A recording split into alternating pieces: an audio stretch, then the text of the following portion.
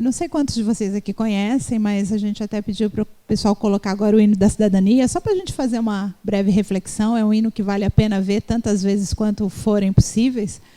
Traz, acho que, uma percepção muito importante, né, da nossa realidade, principalmente de onde estamos e para onde, né, podemos, né, nos guiar. E antes de eu pedir para a execução do hino, eu gostaria de fazer um registro aqui, um agradecimento especial ao Max. O Max está acompanhando a gente desde manhã, é quem está fazendo toda a filmagem, a transmissão, né? Nós estamos ao vivo, não é isso mesmo?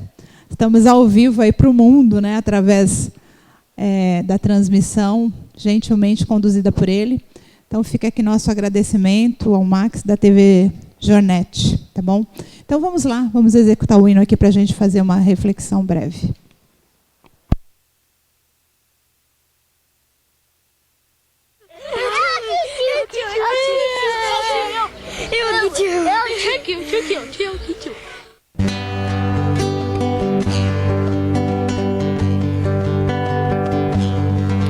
É tão triste ao caminhar pela cidade, ver de perto a realidade que atravessa essa nação. Como pode um país tão fascinante vermos coisas tão chocantes que nos cortam o coração? Um menino que devia estar na escola, estudar, brincar de bola e jamais ser esquecido, mas está lá no farol pedindo esmola. Seu brinquedo é crack, é cola, seu futuro é ser bandido. Aonde estão os homens que têm o dever e a obrigação de fazer mudar essa realidade? Aonde estão? Eu sei que ainda existe alguém honesto, honrado e de bem, que ama o Brasil de verdade. Vem a noite, outra vez começa um drama, a calçada vira cama, o jornal é o cobertor. Como pode um país que é tão rico vermos coisas desse tipo que nos causa tanta dor? Na verdade são tratados como bichos, como feras, como lixo, no descaso dos humanos. É o retrato da miséria e da pobreza, o que assusta é a frieza, o descaso e do abandono. Aonde estão os homens que têm o dever e a obrigação de fazer mudar essa realidade? Aonde estão? Eu sei que ainda existe alguém honesto, honrado e de bem, que ama o Brasil de verdade. Aonde estão os homens que têm o dever e a obrigação de fazer mudar essa realidade? Aonde estão? Eu sei que ainda existe alguém honesto, honrado e de bem, que ama o Brasil de verdade.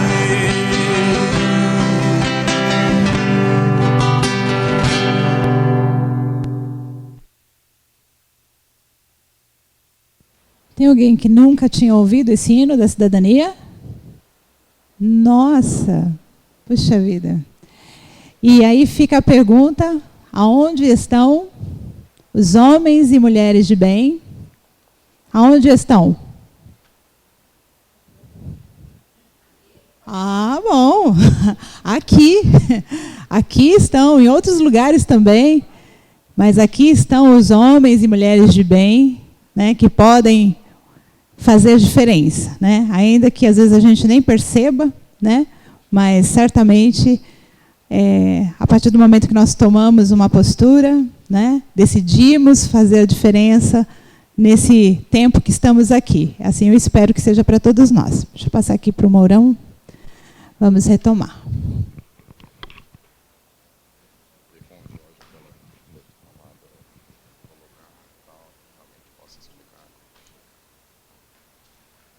Pessoal, boa tarde. Bem-vindos de volta. Só para combinar com vocês, nós vamos ficar até às 14 horas para apresentar para vocês aqui um roteiro simplificado de fiscalização. E aí, após as 14 horas, nós vamos nos dirigir a uma obra ali, né, da prefeitura, para a gente conhecer na prática como é que é o papel do fiscal, né, enfim, algumas coisas que nós enfrentamos no dia a dia como fiscais. Né, e aí, quando nós chegarmos lá, antes de nós sairmos, eu vou dar algumas instruções do que eu gostaria que vocês prestassem atenção lá. Tá? E aí também tem a questão dos carros, né, do deslocamento até lá. Algum colega aqui que vai explicar como é que é o endereço, alguém vai na frente, enfim, isso aí a gente vê daqui a pouco, tá? Quando a gente for sair. Mas vamos lá. Vocês estão recebendo aí uma segunda apresentação, onde nós, eu e o Alexandre, fizemos uma tentativa, né, de simplificar as etapas de fiscalização de algumas coisas, não só de obra, né, mas também de uma aquisição que não seja obra. E também procuramos dar um enfoque mais de cidadão mesmo, porque tem os colegas aqui do Observatório Social, né, que fazem trabalho voluntário, né, e que não tem toda aquela parafernália de checklists e outros instrumentos que nós temos no serviço público. Né? Então, como que um cidadão comum, né, que é um voluntário, que é um cidadão que não é servidor público, faz para fazer uma fiscalização? Bom, toda obra, pessoal, e agora para o lado da obra de novo, ela tem que ter uma placa, né, identificando quais são as informações principais.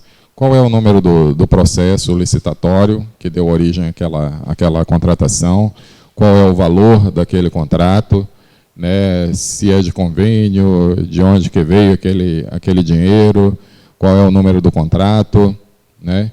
Importante ali, qual é o prazo de execução daquela obra, tá certo? Isso aqui é no caso de obra com recursos públicos federais, né? Então, é obrigatório, até o tamanho dessa placa é regulamentado pelo governo federal, tá certo? Então, assim, as prefeituras, quando assinam um convênio, ela já sabe que ela vai ter que fazer uma placa dessa e quais são as metragens, tá? E isso aqui tem que ficar lá na obra até a conclusão dela, tá? Qual é o objeto, né? Olha lá o número do contrato de repasse. Tem uma diferença entre contrato de repasse e convênio. Tu vai falar sobre isso, Alexandre, no resto da semana? Vai, né? Então, assim, eu não vou entrar nesse assunto, que vai ter uma outra capacitação durante a semana que o Alexandre vai falar qual que é a diferença entre convênio e contrato de repasse. Nesse caso aqui, vem daquele contrato de repasse ali. Tá? Ali tem o número do processo, contrato, valor global, né? E o objeto, que é a pavimentação. Então, quando nós chegarmos para fiscalizar uma obra, a primeira coisa que nós temos que, lá da rua, chegamos lá na frente da obra, qual é a primeira coisa que nós vamos fazer como fiscais? É olhar se tem essa bendita identificação, tá certo? E aí, como fiscais, a primeira foto que nós vamos tirar é da placa, tá certo? Essa é a primeira coisa que vai compor o nosso relatório, o nosso primeiro relatório de fiscalização, tá bom? E como cidadãos também, aí para os colegas do observatório, é importante, né, para o voluntário, para o cidadão que acompanha voluntariamente, né, as coisas que acontecem no município, ele identificar isso aqui, porque se ele quiser pedir uma informação depois, ele já tem aqui o número do processo e o número do contrato. Tá? Então é importante também para o cidadão poder acompanhar, poder fiscalizar, né, que existe essa placa. Aliás, o motivo de existir essa placa nos recursos federais é exatamente esse, é dar para a sociedade um instrumento de fiscalização. O cidadão já vai saber a priori quais são os documentos que ele tem que pedir, contrato, processo e tudo. Tá? Vocês já viram algumas placas parecidas com essas aqui em Rolim? Ou nunca prestaram atenção nisso? Às vezes a gente nem presta atenção, né, nesses pequenos detalhes. Ou às vezes a gente até vê, mas nem sabe por que aquilo existe, ou, né, se é um padrão, se não é. É um padrão no caso de recurso federal. Tá? E tem algumas aqui. E no lugar que nós queremos levar vocês lá, vocês vão ter que achar a placa. Ela não está muito fácil de ser encontrada, não, mas vocês vão ter que achar. Tá? Então, aquele é o primeiro passo, pessoal, identificar qual que é, do que trata aquela contratação. O segundo passo é solicitar da prefeitura, né, o processo licitatório referente àquela contratação. Vocês já viram o número do processo lá na placa, né? Então, vão solicitar da prefeitura. No caso, quando nós somos fiscais, nós já somos servidores da prefeitura, né? Então, para nós é mais fácil, porque nós já temos acesso naturalmente, né? Até pela gente ser o fiscal daquele processo, a gente já tem que ter acesso ao processo, tá certo? Agora, o cidadão não. O cidadão vai pegar o número na placa, e aí é que vai pegar o número do processo, e aí vai solicitar. Tá? Às vezes, alguns órgãos públicos dificultam, né, o fornecimento dessas informações, o acesso a esse processo para o cidadão. Né? Às vezes, alguns órgãos públicos fazem isso, tá certo? Mas o cidadão tem direito de saber. Tem direito de ter acesso. Então, o segundo passo é esse, solicitar o processo para acessar os documentos.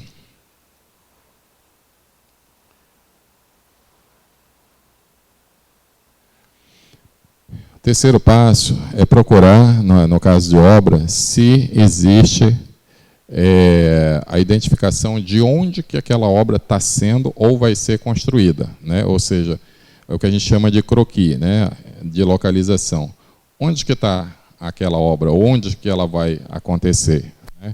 Precisamos desse endereço para a gente poder se deslocar até lá e fazer a fiscalização. Então, esse é o terceiro passo.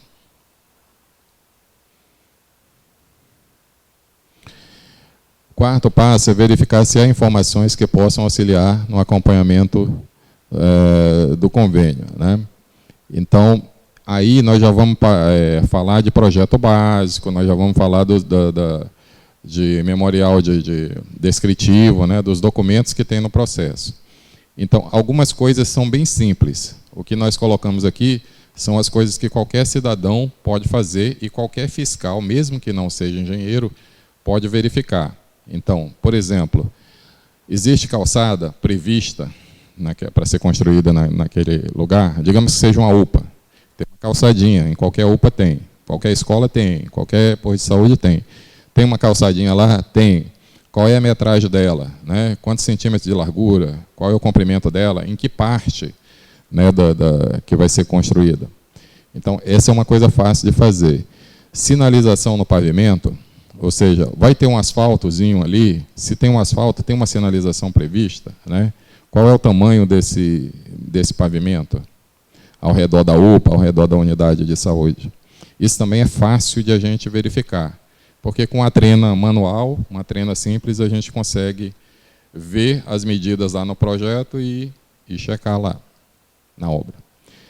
A meio-fio, né, qual é a altura desse meio-fio? A sarjeta, qual é a largura dela? O tipo de pavimento, né, asfalto frio ou asfalto quente, aí já é mais uma questão de engenheiro, tá? Mas basta saber se tem pavimento e qual é o tamanho, a largura dele. E quais são as dimensões, né? No caso de pavimento, largura, comprimento, espessura. essas informações obrigatoriamente têm que estar no processo, mais especificamente no projeto básico. São coisas que qualquer cidadão pode checar, tá? Independentemente de ser engenheiro ou não. Tá? Então, esse é o quarto passo. E o quinto passo é selecionamos a seção transversal do pavimento. Aqui já é uma coisa mais técnica, né, Alexandre? Aqui já é uma coisa mais, já é uma coisa assim mais de quem está acostumado a fazer, tá? Para a gente saber, por exemplo, qual que é a largura da pista, qual que é a camada de asfalto que deveria ter, só para vocês saberem, a priori. Em geral, asfaltamento de vias urbanas tem que ter 5 centímetros de capa asfáltica. Tá? Então, em geral, né, nas nossas ruas aqui na cidade, deveriam ter 5 centímetros de asfalto. E, em geral, também nas fiscalizações que nós na CGU fazemos, em geral não tem. Tá certo? Nós estamos quase terminando uma fiscalização lá em Porto Velho, em várias ruas, que o máximo que o nosso colega que é engenheiro encontrou até agora foi 3 centímetros. Né? E é a mesma coisa, deveria ser 5 em todo lugar. Tá bom? Então, assim, qual que é a consequência disso? Se tem menos asfalto, mas o projeto é de 5, a empreiteira recebeu por 5 centímetros de asfalto. A outra metade fez o quê? Ela recebeu por isso. Não sei, ela pode ter dividido com alguém, não sei o que aconteceu, tá? Mas está errado, tá? Porque a empreiteira, ela que a gente fala, locupletou, é um palavrão, parece um palavrão, mas não é, tá? Enriqueceu indevidamente, tá certo? É isso que significa. Então, é isso que acontece quando a gente tem uma camada de asfalto menor. Alexandre, quer fazer comentário? Sim, Moura. Aqui é um exemplo de asfaltamento, né? Embora seja um desenho técnico, mas só que tem algumas coisas que podemos identificar. Calçada. Calçada, a previsão é de 1 metro. Daqui até aqui, previsão de 1 metro. Está sendo asfaltada a sua rua. Você mediu, tem 80 centímetros. Está correto? Não, no desenho está 1 metro. Fizeram 80 centímetros, o que aconteceu? Comeram 20 centímetros. Mesma coisa. De um lado ao outro da calçada, tem 7 metros. Você mediu, só tem 6. Com a trena, qualquer um pegar uma trena, consegue medir de um lado ao outro da calçada. Tem 6 metros. Identifiquei, né, uma diferença de 1 metro.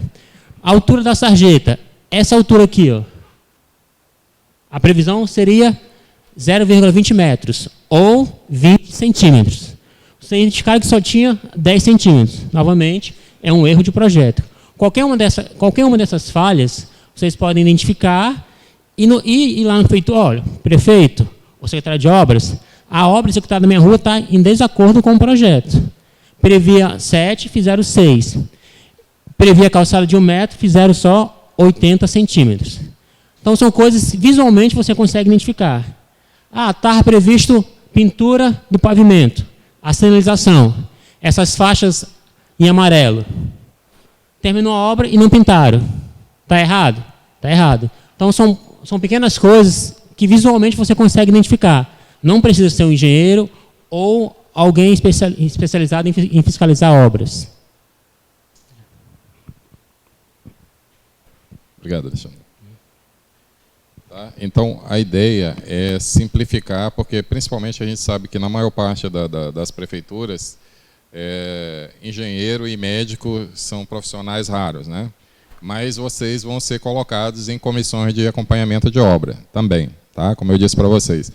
Aqueles que não são engenheiros não poderão presidir, mas como é uma comissão, então vai ter um engenheiro presidente e geralmente os outros 2 vão ser um de vocês, tá certo? E aí é importante ter essas noções aqui.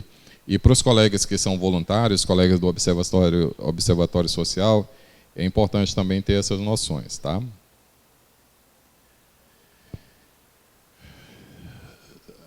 Se alguém quiser fazer... Sônia...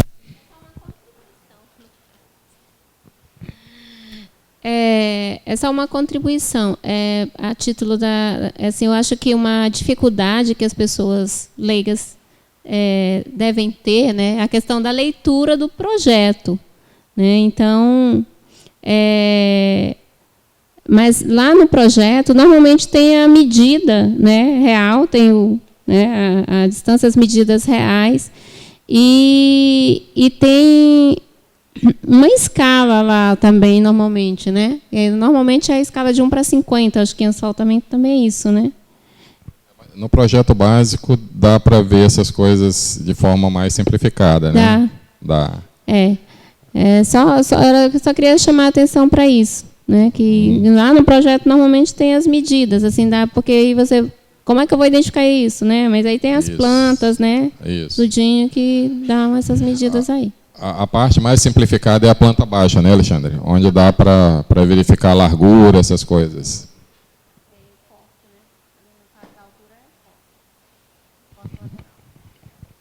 No processo, tem tanto essa figura, desenhada em cima do pavimento, quanto informação escrita.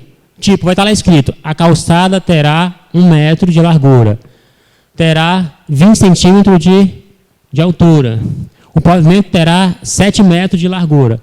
Além de vir desenhado desta forma, né, vem também escrito, vem das duas formas, escrito e desenhado. Tá? De repente a pessoa tem dificuldade em olhar o desenho, mas vai vir escrito. A calçada vai ser essa largura, essa extensão, nessas ruas. No memorial descritivo, né? Esse detalhamento. Pessoal, no caso de obras, tem planta baixa, né? Tem projeto básico e tem o memorial descritivo. O memorial descritivo é essa parte que o Alexandre fala que vem, é tipo um relatório, assim, descrevendo em palavras, né? Então, se tiverem dificuldade de interpretar a figura que vai aparecer lá, esse desenho que vai ter no processo, procurem o memorial descritivo e leiam lá, que vai ter também a especificação lá em texto. Tá? Certo, Sônia? Obrigado. Tá? E aqui também é o desenho daquilo que estava na tela anterior, que o Alexandre explicou. Né? E aí aqui a gente consegue ver a rua inteira, né, com a questão da sarjeta ali, qual seria a altura, a largura da calçada, né, a altura da calçada, a altura do pavimento, né, a sinalização, onde que teria, quantas faixas são, né, na extensão da largura da pista, como é que seria o meio-fio, quais as medidas dele, né. Aí é a imagem completa daquela explicação da tela anterior. Tá? E observando essa figura, existem algumas falhas em relação ao projeto. Quais seriam as falhas? A ausência de calçada. O que mais? Falta de sinalização. E o que mais? E largura do asfalto.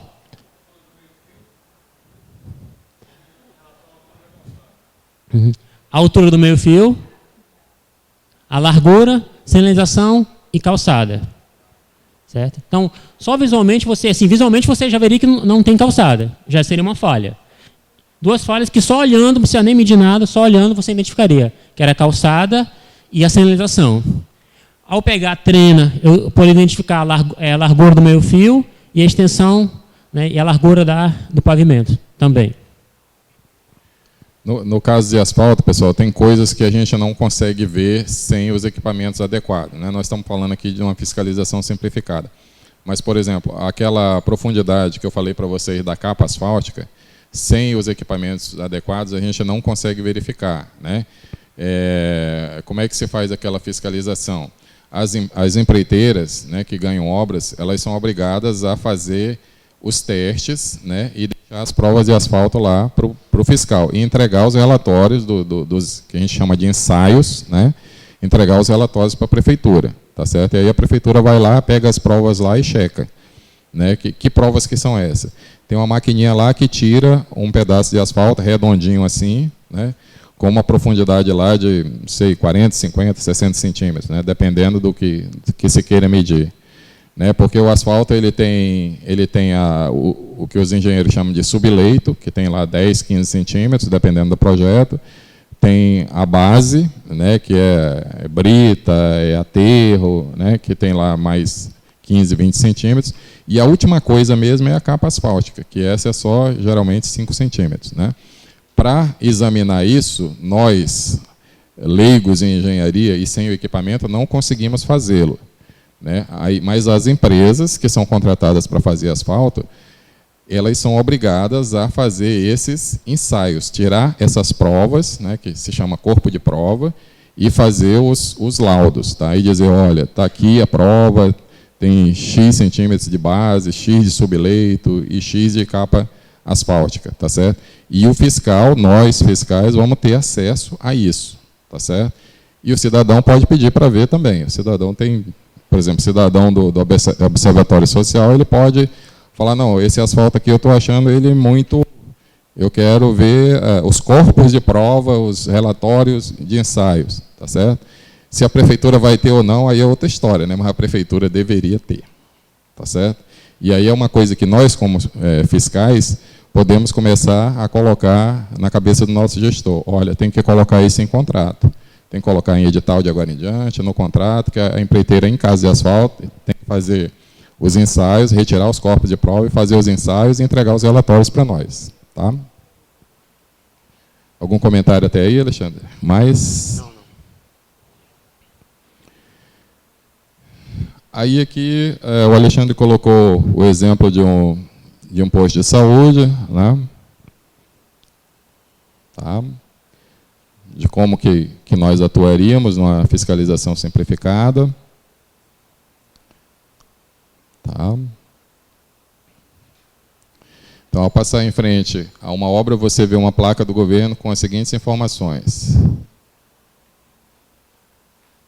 Né? Aí tem lá a plaquinha, né? Igual, parecida com aquela que a gente já viu lá no início. Fala qual que é a obra, construção da unidade básica do bairro Jardim Europa, qual que é o valor, 650 mil, quando que ela deveria começar, quantos dias que vai durar, 180 dias, e quantos empregos gerados. Né? Isso aqui é uma exigência um pouco mais recente, né, de empregos gerados. Esse é específico do Ministério da Saúde. Ele solicita que coloque a quantidade de empregos gerados. E aí embaixo ali embaixo ali o número do convênio, de onde que veio. FNS é Fundo Nacional de Saúde, tá? Então é um convênio do Fundo Nacional de Saúde. Aí a placa da obra, né? Aqui o croquis, né? Ou seja, onde que ela está situada, aquele pontinho azul ali, a obra está ali. Né?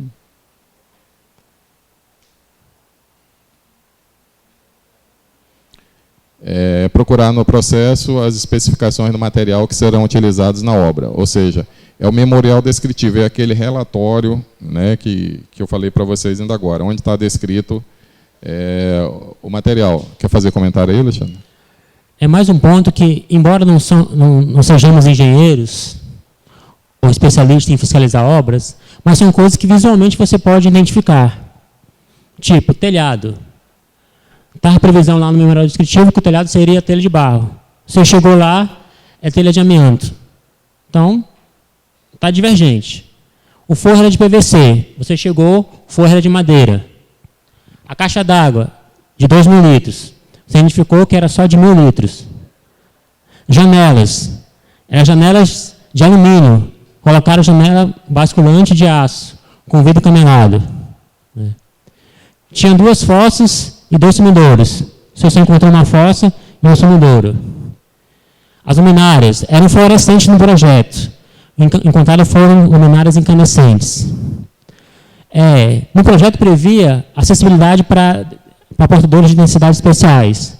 Aquelas barras laterais para deficiente físico, no banheiro, faixa também para percorrer no piso. Tinha no projeto. Em loco, vocês não identificaram. Então, são coisas que vocês podem observar, né, sem necessidade de ter um conhecimento técnico. São coisas visuais. Veio nessa sala. Estava previsto que aquela janela fosse quadrada. Chegou aqui, ela é redonda. Está em desacordo. O forro fosse aqui PVC, um forro diferente. Ou fosse esse forro e, na verdade, encontrasse o forro de PVC. certo? Então, são coisas previstas no projeto básico e não executadas em loco. E isso aí, pessoal, cada item desse tem um custo. Então, assim, se eu paguei por um telhado de telha de barro e coloquei lá uma brasilite da vida, né, existe um preço para a telha de barro e um preço para a brasilite, ou outra telha qualquer. Então, assim, e aí vão gerando diferenças, né, que, em geral, se caracterizam em material de menor valor. Né? Então, quando há troca de material, geralmente se coloca um material de valor menor. Né? É uma tentativa de ser esperto, ou de fazer sobrar dinheiro para pagar alguma outra coisa, né, que não vem o caso aqui, ou alguém, né, que não vem o caso aqui. Então, normalmente, essas ausências, ou execuções parciais, ou troca de materiais, têm esse objetivo, né, de ter um custo menor, e aí, por motivos que não vem o caso aqui, a gente declarar para onde que vai a diferença. Tá?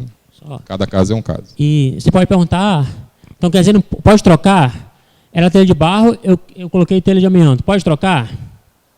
Pode. Mas tem que justificar essa troca. Por que no projeto é telha de barro e você está colocando agora telha de amianto? Você tem que justificar e também ajustar a planilha orçamentária. Telha de barro, metro quadrado é R$20. Amianto é R$10. Tem que fazer a diferença também. Não vai pagar 20 e receber 10. Se fez 10, tem que pagar 10. E tem que justificar essa alteração no projeto básico. Mas não vai caracterizar a nova licitação? Não, aí é material, troca de material ou de serviço, tá certo? Não, o que fraudaria, caracterizaria fraude, seria a troca de objeto.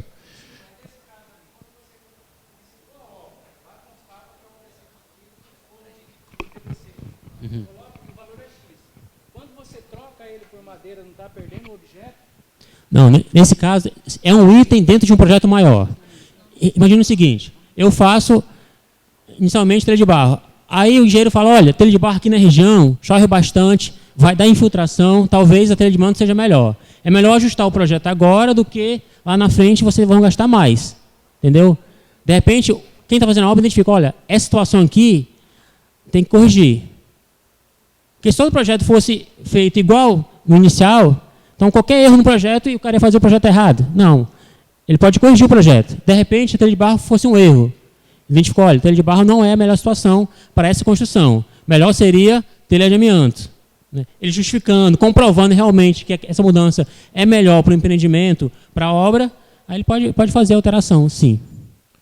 E tem os limites que a lei permite, né? Que nós falamos de manhã, 25% em caso de serviços, até 50% em caso de obra.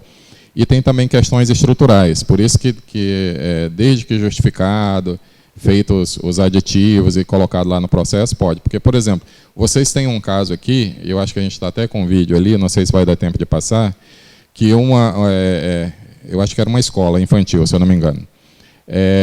Tinha que ter, acho que 8 colunas, aí o empreiteiro começou a construir e ele percebeu que 8 colunas não dava a segurança necessária, segundo ele, né? Pelo menos é isso que ele diz na matéria. Eu nem conheço a escola, eu só vi a matéria. E aí ele foi e fez, acho que mais 2 ou 4 colunas além do que estava no projeto. Aí a prefeitura pegou e falou, não vou pagar. Tá? Pelo menos é isso que está dito na matéria, tá certo? Então, assim, é um caso para se analisar? Mas se o empreiteiro tivesse segurança de que aquelas 8 colunas iam colocar a vida das crianças lá de baixo em risco, ele tinha que sentar com o fiscal da prefeitura e com o gestor da prefeitura para discutir o quê? Uma alteração na parte estrutural. Tá certo? Isso ia ficar no processo, tudo amarradinho, e ia ser feito o ajuste. Nesse caso, não foi feito esse ajuste a priori. O empreiteiro, pelo que eu entendi da matéria, ele simplesmente fez por conta dele, e aí não sei por que lá também, enfim. Tá? Se der tempo, a gente até mostra ali o vídeo para vocês. Mas pode fazer esse tipo de alteração, sim. Tá? Só tem que estar no justificado e no processo.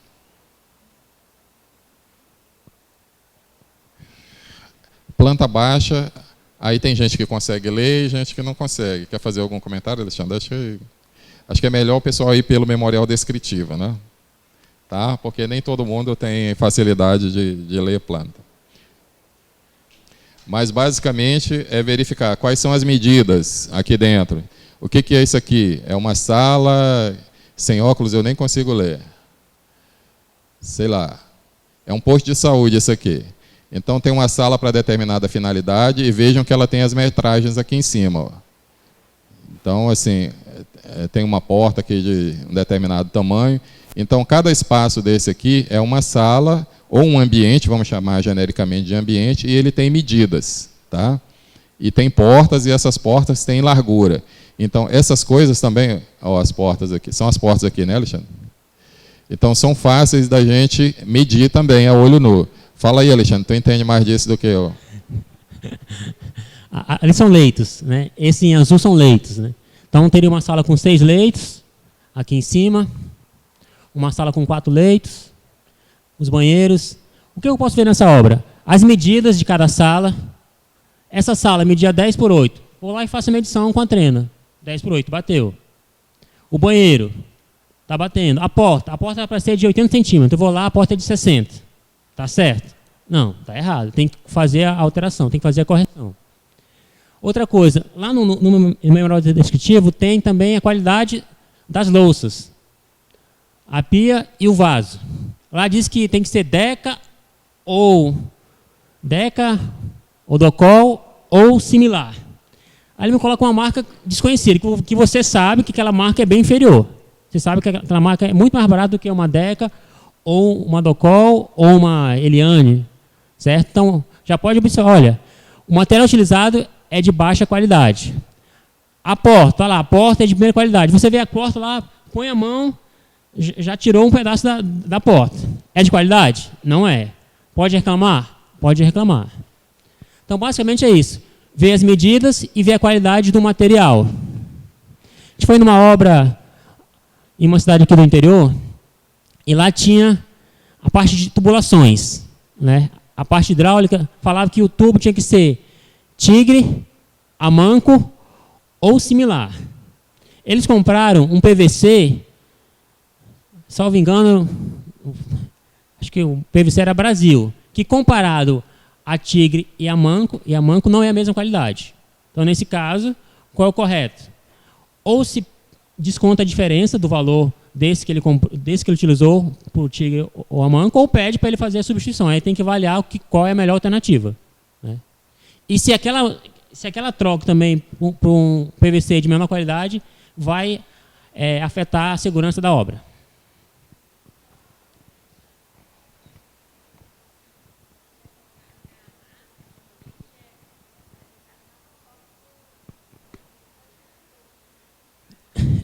Mas nesse caso, Sônia, era uma obra do FNDE. O próprio FNDE, ele especifica a qualidade dos materiais. Ele fala, ó, tem que ser a manco, tigre ou similar. Então, nesse caso, era um projeto do FNDE, então ele estabelecia, né, não a marca, mas tem que ser similar àquela marca. Ele não pode falar, tem que ser Deca, ou Docol, ou tigre, ou manco, mas ele fala, ó, tem que ser qualidade similar àquela.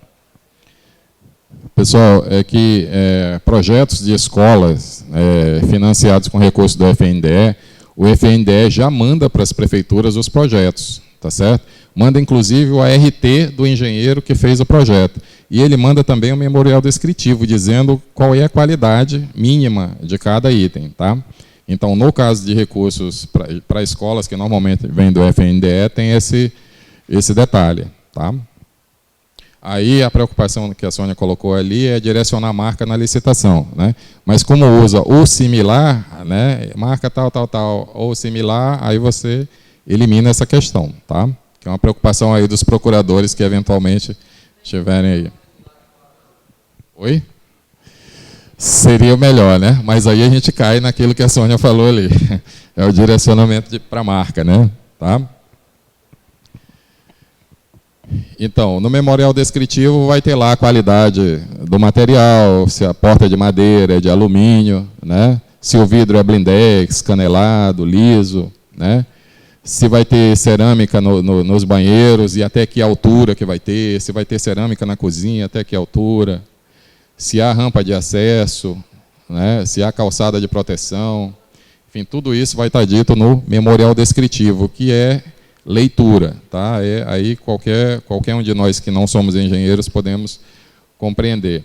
Eu já fui num prédio de um órgão federal recém-construído, que ele tinha uma rampa ligando o térreo ao pavimento de cima, não tinha elevador, que eram só 2 pisos, né? Aí tinha uma rampa ligando a parte de baixo com a parte de cima. Só que essa rampa não tinha o corrimão, não tinha nenhuma segurança. Então, o cadeirante tinha como acessar a parte de cima? Não tinha, né? Só se ele fosse levado por alguém, né? Então, são coisas que a gente não precisa ser especialista para ver. É só olhar, tá no projeto, tá, cadê? Não foi executado. Quanto custa? A gente tem como ver na planilha de custo quanto que custava aquilo, tá? E nós temos que apontar isso como fiscais, tá? E é fácil de fazer. É fácil de verificar. E no caso de aquisição de bens e materiais permanentes, né? Aí o exemplo aqui, o Centro da Infância e Juventude foi contemplado com convênio para adquirir equipamentos, né? Como é que a gente pode fazer para fiscalizar? Isso aqui é mais fácil porque são coisas que a gente, às vezes, são coisas do nosso dia a dia, né? Então, aí você vê lá a discriminação do objeto. Aí você tem uma TV 29 polegadas, tem um DVD, tem um freezer, tem um fogão 4 bocas, tem condicionadores de ar. Tudo isso são coisas que nós, leigos, compramos para a nossa casa e temos condições de avaliar, né? Então, esse tipo de equipamento é mais simples da gente fiscalizar. É ir lá, fazer a inspeção, né? A gente normalmente tira foto dos itens mais caros, né? E a gente também verifica se tem tombamento, no caso de equipamentos permanentes. O que é o tombamento? É pegar e virar de lado? É a etiquetazinha lá com o número que identifica que aquela televisão é da Prefeitura Municipal de Primavera, que aquele fogão é da Prefeitura Municipal de Rolim de Moura, tá certo? É um bem permanente, então nós temos que colocar a etiquetazinha para identificar que é da Prefeitura e no final do ano aquela etiquetazinha ali vai para onde? Qual relatório? Para o relatório de patrimônio, né? Para o inventário, vai para o nosso inventário, tá certo? É para isso que serve, é controle, tá? É controle. Então, isso aí é fácil de fiscalizar. Então, verificamos se os equipamentos foram entregues, se estão de acordo com o previsto no plano de trabalho, fazemos o registro fotográfico, anotamos as marcas e modelos, tá certo? Porque tem diferença de preço, né? Aquela história do arroz que eu falei para vocês, né? A gente tem que saber qual é a qualidade que foi paga, né? Para a gente saber se o que foi recebido é efetivamente o que foi pago, né? Então, é aquela coisa, aí voltando só à questão da marca, né? Uma Samsung custa 2x, uma Sony custa 4x e uma LG custa X, né? Então, são coisas que todo mundo tem noção, né? Por isso que é importante checar essa questão de marca, do que já foi entregue.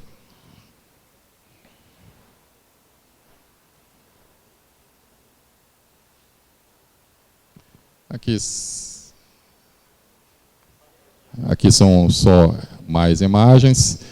Se o equipamento for comum e de fácil aquisição no seu município, você poderá comparar os preços, né? Aí é uma questão mais assim de voluntário, né? Comprei televisões, comprei, enfim, liquidificadores, fogões. Tem loja no meu município que vende isso? Tem. Então eu posso checar o preço, se eu tiver em dúvida se aquele preço é compatível com a realidade do meu mercado ou não. Nós, na CGU, fazemos isso todo dia, né? A gente pega uma situação, fiscaliza, e aí a gente vai ver se o preço está de acordo com o preço de mercado, né? A gente faz cotação de tudo que cai lá na nossa mão, a gente vai lá e faz a cotação, às vezes via sistema, em outras compras que o governo federal já fez, e às vezes a gente vai mesmo na loja e faz a cotação, tá certo? E, inclusive, de obras também a gente verifica no sistema da Caixa se o orçamento está de acordo com a média, né? Então, o cidadão também pode fazer, em casos de bens, digamos, comuns, o cidadão também pode fazer essa sua verificação de preço, tá? Alexandre? Um detalhe importante, acho que você assistiu Fantástico, semana retrasada, uma reportagem sobre o pregão eletrônico do FNDE, né? Do MEC. A questão de geladeira, inclusive, geladeira, alguns equipamentos, alguns eletrodomésticos. No pregão do MEC, tinha geladeira a R$4.000, salvo engano. É um preço absurdo, né? Embora no processo houvesse cotações que, na média, atendia aquele valor. Você, como cidadão, como fiscal, pode criticar isso? Pode. Se tem um processo licitatório, antes de licitar, você tem que cotar, não tem? Antes da licitação, tem que fazer a cotação prévia. Para licitar, tem que ter uma média de mercado. Se você observou que aquela média de mercado foi direcionada ou está o preço bem acima do que você conhece, pode reclamar. Geladeira. Aqui estava R$1.500, eu acho, a geladeira. De repente, você sabe que no mercado ela custa R$600. Você pode criticar? Pode e deve criticar. Certo? Então, nesse caso lá no MEC, qual foi o erro? A cotação foi errada. Cotaram um valor muito acima do preço de mercado. E ninguém identificou na época certa. E compraram abaixo do preço médio que eles tinham feito a cotação e passou. Certo? Mas tem que avaliar o preço de mercado. Vamos na tela anterior?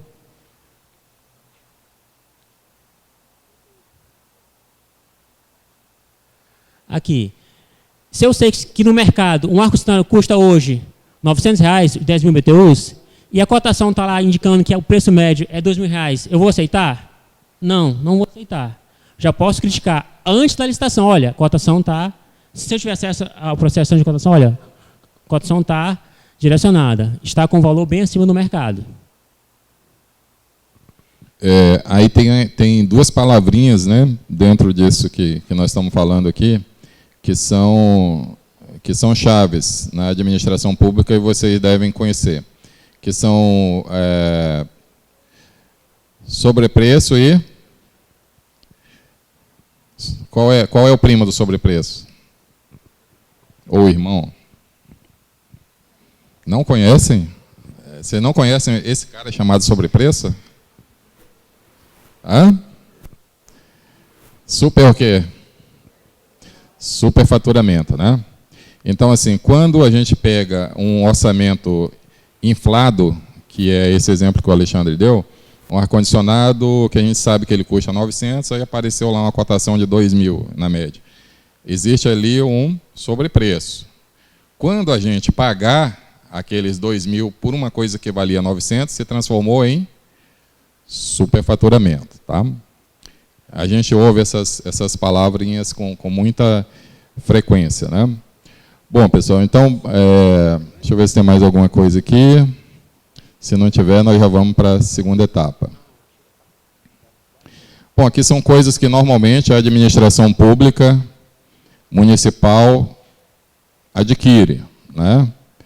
Então, ônibus escolar, vocês têm em todos os municípios aí de vocês, tratores, ambulâncias, casas populares, os banheirinhos ali da FUNASA, as obras de saneamento, são coisas que todas as prefeituras adquirem. Jesus, quer fazer uma colocação? Eu queria retomar um assunto até um pouquinho vencido, estava esperando você caminhar para o final aí, que é a questão da marca. O Demar tinha colocado ali, a gente não pode tirar esse similar. A gente tem uma conversa aqui na prefeitura, ela estava em 2010, quando o seu Sebastião estava, e agora a gente está esperando sentar com o prefeito, estamos com uma reunião agendada já há alguns dias, exatamente para a gente retomar a questão de marcas pré-aprovadas. O tribunal tem uma jurisprudência já para você trabalhar com marcas pré-aprovadas. Em vez daquele termo similar, por exemplo, ele pede que você coloque, nessa licitação ali de cano, por exemplo, você colocaria assim, padrão, Tigre a Manco. Esse edital, ele também traria alguma coisa assim. As empresas que licitarem produtos diferentes das marcas pré-aprovadas estão sujeitas à apresentação de amostras. O que o tribunal recomenda? Não peça amostra para ninguém que não seja vencedor. Você também só pode pedir amostra caso ele seja vencedor. O que a gente ouve muito, Maringá que começou com essa situação das marcas pré-aprovadas e ela está se expandindo. Hoje a gente tem já cerca de pelo menos 30 observatórios que trabalham com isso nos municípios. o pessoal costuma dizer assim, mas a gente não tem ninguém. Aí esse cara vai lá e coloca esse cano ali, Brasil, por exemplo, essa conexão Brasil. Então, você não tem na prefeitura uma pessoa com essa técnica para colocar o nome dele lá e dizer que isso aí é um material que não tem a qualidade do outro. Enfim, não é fácil para você detectar em alguns casos. Só que o que a gente tem verificado é que cerca de 80% das empresas, elas atendem às marcas que estão no edital. E até conversando com algumas empresas de alimentos, por exemplo, de produtos perecíveis, o pessoal diz que, inclusive, é muito melhor você procurar atender uma marca do que você ir criando marcas novas dentro do seu estabelecimento, por exemplo. A gente tem um comércio de gêneros alimentícios aqui na cidade, que ele tinha cotado um café, e a gente foi lá para verificar não era café. Minto, eu vou esquecer o produto agora, eu lembro a marca, era uma marca Jurema, que ele tinha cotado, e eu falei para ele se eu podia ir no mercado dele, e ele mostrava aquela marca para a gente, porque ele tinha cotado e o preço era bem inferior ao preço. E ele disse assim para a gente, eu não tenho aqui, porque quando eu cotei ela com o fornecedor, na verdade eu perguntei para ele, que produto que você tem desse aqui, qualquer marca, porque eu preciso ganhar a licitação, eu preciso de preço. Ah, tá, lembrei, achocolatado. Inclusive ele disse assim, eu preferia que eles tivessem colocado lá, que fosse realmente, como vocês estão falando, um Toddy, um Nescau ou um Garoto, porque esse daí, inclusive, eu já atendo o Estado, e aí ficaria mais fácil, porque você vai criando um monte de marca dentro do mercado. E aí, então, a gente tem essa discussão de trabalhar no município com as marcas pré-aprovadas em todas as licitações. Não tem necessidade de você ter pessoas técnicas, supondo que, de repente, o cara apresente lá uma marca Xing Ling lá, você aceita se você não tem um técnico para desclassificar ela. Mas 80% das empresas atendem com as marcas pré-aprovadas, porque, segundo eles, até é melhor trabalhar dessa maneira do que ficar procurando uma marca sempre por preço. Então, Jesus, essa questão que o Jesus está colocando é uma contribuição importante, porque essa jurisprudência que você está se referindo é do Tribunal de Contas do Estado, né? É que a gente não mexe com os tribunais estaduais, né? A gente segue a do TCU. Mas é importante porque cria essa coisa do padrão mínimo de qualidade, tá certo? E elimina esse risco, até para nós como servidores municipais, que somos adquirentes, né, de a gente estar aceitando marcas que a gente não tem condições de avaliar. Eu acho que é uma boa medida, né? Agora, é uma questão de incentivar as prefeituras a aderir a essa jurisprudência do tribunal, tá certo? E aí o observatório tem um papel importante, no caso aqui de Rolim, né? E vocês, que são das demais prefeituras, que não têm um observatório, podem levar, se ainda a prefeitura de vocês ainda não estiver seguindo esse tipo de jurisprudência, podem levar, devem levar para os gestores de vocês para provocar essa discussão interna e adotar essa metodologia, tá certo? Para criar esse padrão mínimo e evitar de adquirir produtos de menor qualidade, tá certo? Agora, no caso do FNDE, ele já vem de lá, Jesus, ele já coloca lá e ou similar, tá certo? Aí não tem como a gente retirar. Pessoal, agora nós vamos fazer uma visita, tá? Aí eu peço que o Jorge, que vem até aqui para explicar o endereço, mas antes disso, que nós vamos visitar um lugar e eu quero que vocês, como eu disse lá no início, achem a placa do empreendimento, tá certo? Agora vocês são os fiscais. Achem a placa, tirem a foto dela. Oi? Tem um prêmio. Quando chegar, aquele que achar a placa vai ter um lanchinho ali, vai poder lanchar, tá? Isso é a recompensa, tá? Porque vai voltar todo mundo suado, cansado, com sede, né? A recompensa é essa daí. Eu quero que vocês identifiquem também se a obra está concluída ou se está paralisada. Vocês vão saber pelo estado geral, tá certo? Verifique se tem um barracão de obra ainda lá. Enfim, aí vocês vão saber se ela parou, se está em andamento. Verifique o estado da obra, se está bem conservado. Verifique se tem alguém da prefeitura tomando conta do local. Vejam se vocês acham alguém lá, tá certo? tá bom? Olhem na placa quando que a obra deveria ter sido entregue, vejam se está dentro do prazo, se já passou, tá bom? Oi? Dê uma olhada no preço, anotem lá o preço, marquem lá o preço, tá bom? E aí a gente vai fazer esse deslocamento, o Jorge vai indicar o endereço e depois volta todo mundo para cá para os premiados fazerem o lanche e aí a gente volta para a sala de aula, tá?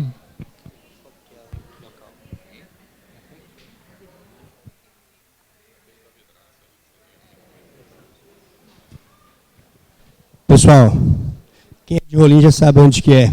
É a Praça PEC, ok? Não tem nada de errado, está tudo certo, só nós vamos só visitá-la. Aí assim, o endereço até lá.